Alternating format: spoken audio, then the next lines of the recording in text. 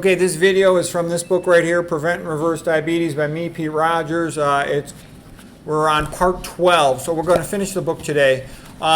This is illustration 649. I think we're on page 112. So the gist of it is that normally the body excretes excess estrogen by defecation. You want to get the excess estrogen out of your body because it's a fat storage hormone. If you have higher estrogen levels, you store more fat, you get fatter. And the fatter you get, the more higher your risk of having diabetes, not being able to get better. When the liver excretes the estrogen, it conjugates it to a molecule called glucuronic acid. Then it passes into the bile, goes out into your colon, and then you defecate it out of your body. If you eat a lot of dietary fiber, you have good gut bacteria. However, if you don't eat enough dietary fiber, you have the bad gut bacteria. Bad gut bacteria have more of the enzyme glucuronidase. Glucuronidase cuts the bond connecting the conjugation, glucuronic acid, to the estrogen. And when that bond is cut, then the estrogen is reabsorbed into the body. So the bottom line is if you don't get enough fiber, you're going to reabsorb more of your own estrogen that your body's trying to excrete in the stool, and you're going to get fatter.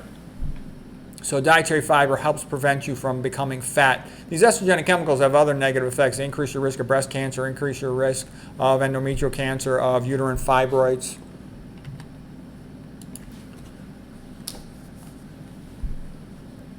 Okay, here's also shown if you don't eat enough fiber, you'll have an increased risk of getting leaky gut. When you get leaky gut, bacterial endotoxins get across the gut barrier. It's only a single cell thick, the enterocytes.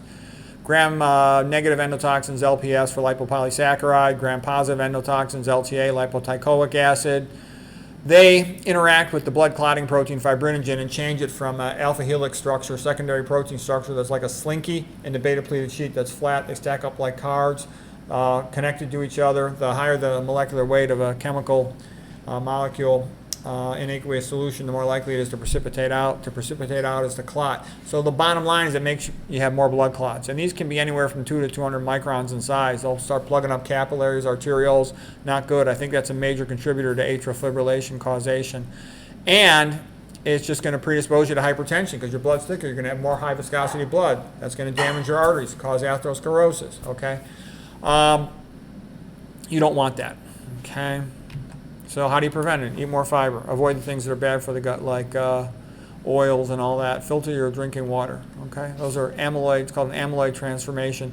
It also increases your incidence of inflammation of the brain, okay? What's going on with that? Let's see here. All right, so then about exercise. Key thing to know about exercise is you want to exercise because you got to keep your mitochondria active. Your body has limited resources. It's a use it or lose it system. If you don't exercise, your mitochondria start to atrophy and you don't maintain them as well. You're going to damage them. You should exercise every day. Every day you should do a significant amount of walking, at least a moderate amount of walking. And then you should have a couple days a week where you do some high-intensity intervals of whatever it is that you like to do. It could be going upstairs, it could be weightlifting, it could be running, sprinting, something. This is a sea squirt in its juvenile phase. It swims around, has a brain. It looks like a little tadpole. In its adult phase, it attaches to a rock, becomes a filter feeder, and its brain is reabsorbed. It's recycled. If you sit on your butt watching TV with the remote, you don't need a brain. You become, fat, sick, and stupid. So make sure you're doing some type of exercising. Voltaire's question, why do animals have brains but plants do not? Because animals move. Okay. As soon as you move, you got to make a judgment, you got to make a decision where you're going, you got to navigate, avoid obstacles, remember how to get back, etc. Good things happen in your brain when you exercise. You get brain-derived neurotropic growth factor to make new neuronal connections, synaptogenesis. You grow entire new neurons, neurogenesis. You store more glycogen in your brain cells, give them more energy. You make more mitochondria in your brain cells, mitochondrial biogenesis. You grow blood vessels to the areas that need more blood vessels because they're more active. It's all good. You improve insulin sensitivity in your body and your brain. Okay, the next concept is you want to spend more of your life in PANS than SANS. PANS is parasympathetic autonomic nervous system. That's sort of like when you're relaxed, the feed and breathe, rest and digest. You also want to spend more time in maintenance phase than in growth phase once you're a middle-aged and older adult. So maintenance phase means after you've exercised, the body goes into like a restorative mode whereby it says, we need to replenish our cellular ATP stores, the energy of our cells. Okay, versus when you're just fat sitting on the couch, your body's like, we got an overabundance of nutrients, we might as well try to grow our cells and replicate them. So So this is better. And the things that also that mellow you out, help keep you in PANS, parasympathetic sympathetic autonomic nervous system, is good social relationships, pleasant conversation, laughter, time with friends, time with family. Being religious gives you a sense of purpose, a sense of meaning, makes you more resilient, attitude of gratitude. All of that stuff lowers your stress level and makes your body function better. So it's good to do.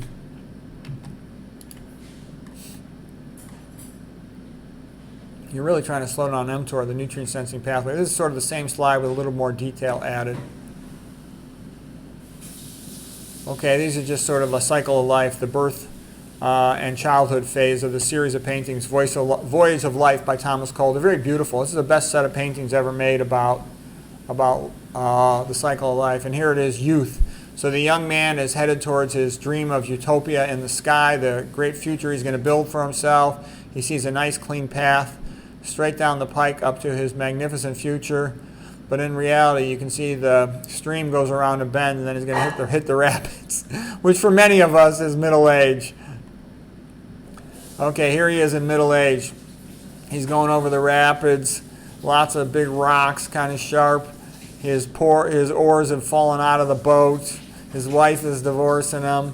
But luckily, his fairy godmother, the angel, maybe it's Mary, they're watching over him. He's praying, and hopefully it's going to turn out good. But middle age can be difficult for people. And then here he is in old age. He's kind of peaceful. The path to heaven is clear. The angel has come for him. Okay, so what you want to do, though, is get your act together in middle age or sooner so you can enjoy it as well as possible, as long as possible. That's a beautiful set of paintings. That's The Voyage of Life by Thomas Cole. Okay, so here is the Spartan Vegan. Comes out of my background of being a wrestler, and because it's real Spartan and sparse, it's real simple. Usually I'm lucky enough to have, my girlfriend cooking for me now. In the past, it was my wife, my daughter, my mother-in-law. And they make me a pretty nice dinner. But if I'm by myself, I just go real fast and try to get it done. So I'm much better off when they're around. But it's still sparse. It's still inexpensive, simple to do. I just boil all the starches. These are examples of some good starches: potatoes, sweet potatoes, rice, beans, oatmeal, quinoa. Fruits, there's lots of fruits, whichever ones you like except the high-fat ones. Vegetables, I take methylcobalamin, B12. And then sort of the base of the pyramid is maintain your social relationships, the stuff we just talked about. Get some sunshine, get your exercise, get your sleep. Oh, Dr. McDougall recommends for people starting out, eat 90% of your calories from starch, 5% each then from fruits and vegetables. If you exercise more, you can get away with eating a lot more fruit than that. I usually eat 35 to 40% of my calories from fruit, but I exercise a lot, so I'm fine. For some people, though, they'll be prone to gain weight if they eat that much fruit. Some of these older people that don't exercise too much. Eat a higher percent of veggies, low-fat veggies, if you're trying to lose weight faster. Here's just a nice painting called Filial Piety by Jean-Baptiste Greuze. And just showing, this poor old guy, he'd be dead if it wasn't for his family. So we benefit a lot from having a supportive family and friends. So it's good to try to maintain those relationships. Oh, and here's a nice painting of Lazarus raised from the dead by Christ. Okay, painting by Jean Jouvenet, one of these French artists, 1706. And the gist of it was, it came out of the idea that a lot of people, when they go vegan, all kinds of things in their health start improving. And I'm just showing some nice pictures of, happiness associated with family and family events. And this one's called The Christening by Arturo Ricci. He's a great artist, Italian artist, and he's got a whole bunch of paintings like this, piano recital, etc. And you just see how beautiful it is. Christianity just produces by far the most magnificent art. There's no other group that's even, 10% as good as the Christians at art and music. I mean, it's just magnificent. It's beautiful. Okay, here's another painting, The First Communion by Luis Alvarez Catala. So what I'm trying to say is, spend time doing good things. Family, religion, beautiful art, literature, music, all these things bring happiness and they're good. Almost all the modern stuff is bad. Try to avoid it to the extent that you can. Okay, and these traditions, there's usually a lot of wisdom in these old traditions. There's a reason why they've been around for hundreds and thousands of years. And this is just a nice painting, Sunday afternoon on the island of La Grande Jatte. George Seurat painting, 1886. And I earlier talked about it. When you eat a low-fat vegan diet, you get plenty of fiber and you just maintain your good gut bacteria. They're all happy. If you keep going back and forth from low-fat vegan to meat and sad diet, then you constantly have a turf battle in your colon for bacterial territory. And so you get all this gut bloating and upset. But if you just eat the good stuff all the time, then the bacteria are happy and you have a peaceful gut. And again, this is just more of the same sort of thing. This is after church on Sunday. And again, showing, how it gets all the family together, maintains community. So do what you can to try to maintain your family together if that's possible and have a sense of community. This is just another reminder. The patients all have the same diseases. Everybody who eats a high-fat animal food diet ends up sooner or later with gateway diseases of diabetes and hypertension leading into atherosclerosis, plugging up the arteries everywhere, abdominal pressure syndrome, etc., increased exposure to estrogenic chemicals and all that. I'm not going to go through all these details, but you get my point. Okay, then afterwards, it's just that's it for the book.